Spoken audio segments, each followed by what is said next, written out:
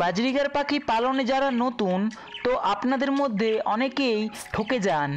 হ্যাঁ, বিশেষ করে পাখি কেনার সময় এমন কয়েকটি বিষয় আছে যেগুলো আপনাকে জানতে হবে।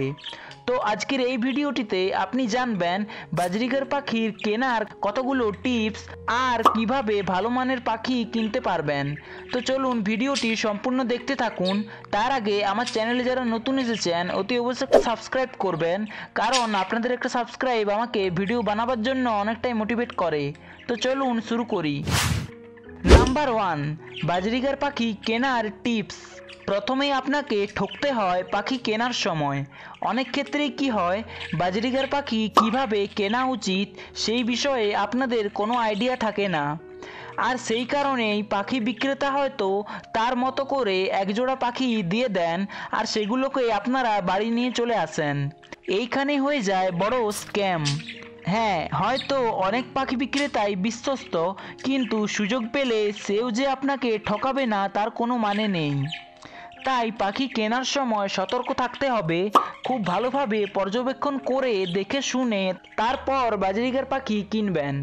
টিপস নাম্বার 1, কি দেখবেন। বাজরিগার পাখি কেনার সময় অতি অবশ্যই কতগুলো বিষয় আপনাকে দেখতে হবে। প্রথমেই যে বিষয়টা খেয়াল করবেন সেটা হলো পাখিটা ঝিমাচ্ছে কিনা। হ্যাঁ, বেশিরভাগ হাটে কিংবা বাজারে কি হয়, পাখি বিক্রেতা অসুস্থ দুর্বল পাখিগুলোকে বিক্রি করার জন্য নিয়ে আসেন।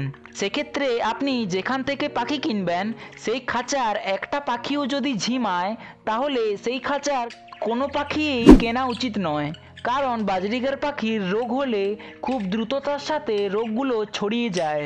টিপস নাম্বার 2, পাখিটা পরিষ্কার আছে কিনা। বাজরিগার পাখি কেনার সময় এই বিষয়টা বিশেষভাবে লক্ষণীয়। বাজরিগার নিজেদেরকে পরিষ্কার রাখতে খুব পছন্দ করে।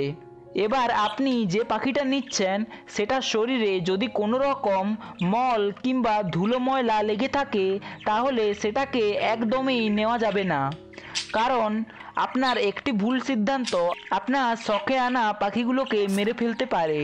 তাই যেই পাখিটাই নেবেন সেটাকে অতি অবশ্যই পরিষ্কার হতে হবে। ভালোভাবে পাখির মলদ্বার চেক করে নেবেন, পাখির চোখে কোনো রকম নোংরা আছে কিনা সেটা দেখে নেবেন, পাখির মুখ ভাঙা আছে কিনা সেটা দেখবেন। এবার এখন যেহেতু শীতকাল তাই এই সময় যারা পাখি কিনবেন আরও কয়েকটি বিষয় বিশেষভাবে লক্ষ্য করতে হবে।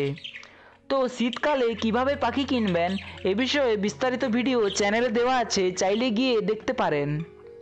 তো এই ছিল আজকের ভিডিওটি ভালো লাগলে প্লিজ একটা লাইক করবেন, আর চ্যানেলে যারা নতুন এসেছেন অতি অবশ্যই একটা সাবস্ক্রাইব করবেন।